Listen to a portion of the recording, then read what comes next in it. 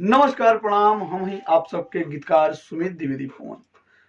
अभी अभी हम लाइव आइल बनी जा अनीता शिवानी ऑफिशियल चैनल से।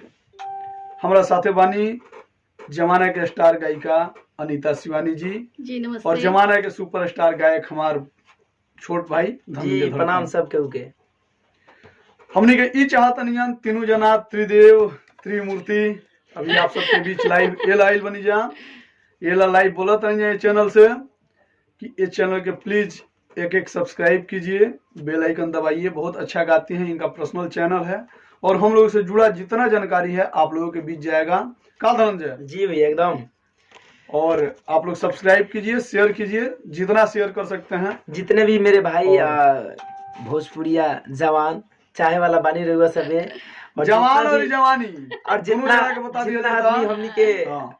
हमनी के गायकी के लोगन पसंद माटी के खाटी चीज अनीता शिवानी लोगन से हाथ जोड़ के विनती बा कि हमारा भौजी के चैनल है अनीता शिवानी ऑफिशियल।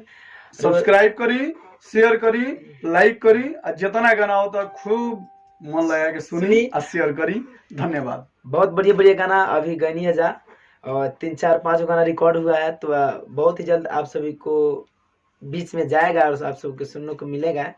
तो बस लड़का पर प्यार दुलार बना रही हमरा भौजैया पर मैंने हमरा भाई पर सबके पैसा आशीर्वाद बने जाओ। सबके हरिहर आइल बा आप प्रयास करब कि आप सब भी हरिहर रही भगवान की कृपा से। चैनल के अनीता शिवानी ऑफिशियल के चैनल के एक सब्सक्राइब करी। जौन हमने के घर में माई बहन जौन गावेली उ संग सबके सुने के मिली। बाकी तो देवर जी बटले बने जौन गरम नरम होता गर्मा गरम हेनियो देवर जी बाने ते दिनवा सब जितना भी जवान नौजवान दूगो देवरवा के एक के भौजैया ठीक ना। तो चैनल के सब्सक्राइब करी। जय भोजपुरिया समाज। एगो समार का एगो करिया का।